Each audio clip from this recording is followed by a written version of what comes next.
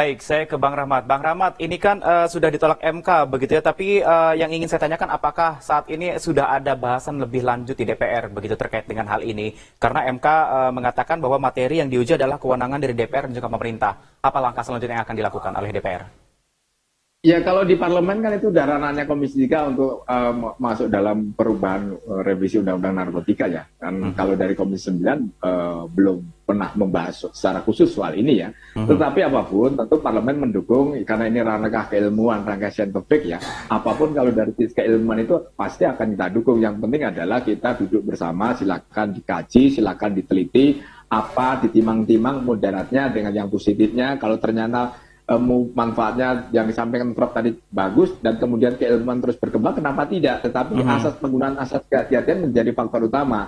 Ketika saat ini sudah ditutup saja terjadi penyalahgunaan begitu besar. Kita juga harus berharap agar suara yang seperti BNN, suara ilmuwan, suara kedokteran harus kita dengarkan. Apa manfaat dan mudaratnya?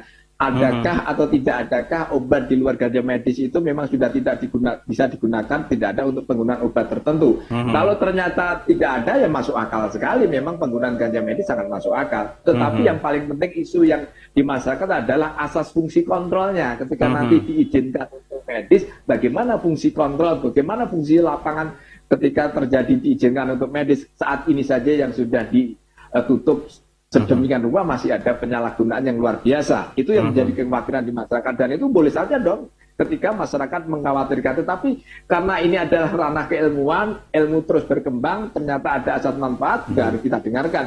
Namun saya juga cukup tergelitik ketika informasi dari, mohon maaf kalau salah dikoreksi, BNN menyampaikan bahwa ganja di Indonesia itu berbeda dengan ganja yang ada di luar. Bahwa ganja di Indonesia tidak memungkinkan untuk digunakan untuk medis. Itu juga harus kita dengarkan. Intinya kalau dari parlemen adalah sebelum ke arah sana, kita ingin mendengarkan secara komprehensif kajian penelitian yang begitu yang banyak pihak. Kalau ternyata itu sudah menghasilkan satu konklusi yang disepakati bersama bahwa emang ternyata sangat dibutuhkan, kenapa tidak? Tetapi tetap menggunakan asas kehati-hatian. Kan ini adalah ada resikonya begitu. Baik, intinya kita akan tunggu kajian begitu ya. Tapi saya ke Prof dulu nih, Prof. Kalau kita berbicara mengenai masalah kajian begitu ya, mungkin harus dikaji oleh beberapa dokter, ahli dan juga para peneliti terkait dengan ganja untuk tenaga medis ini. Tapi kan kita sepertinya terkendala terkait dengan adanya undang-undang narkotika dalam pengkajian hal ini ya, Prof. Ada masukan ataupun yang ingin disampaikan terkait dengan ini, Prof? Iya, jadi ada dua masalah. Pertama masalah undang-undang dan masalah apa benar ada manfaatnya atau tidak. Nah, kalau masalah undang-undang, kebetulan saya bukan ahli hukum, tapi rasanya itu memang kewenangannya atau lingkupnya ada di DPR dan pemerintah. Sedangkan kalau mengenai manfaatnya, ya kajian oleh para ahli, kemudian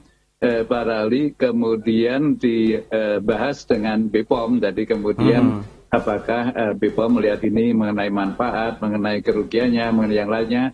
Setelah dikaji-kaji, nah terserah BPOM apakah akan diizinkan untuk beredar di Indonesia atau tidak. Namun yang penting adalah kalau untuk saya masalah yang untuk penyalahgunaan itu harus juga ditekankan dalam bidang hukumnya. Jadi misalnya kalau di Australia, di Queensland misalnya itu atau di Tasmania itu jelas sekali bahwa kepemilikan ataupun mempunyai ganja itu pun masih ilegal, namun hanya boleh obat ganja medis itu dan resepnya harus oleh dokter. Jadi dan kemudian ada satu lagi sebetulnya bahwa ada obat sintetik yang mirip-mirip ganja yang bisa bermanfaat, sudah dibuktikan dan beredar juga di Inggris.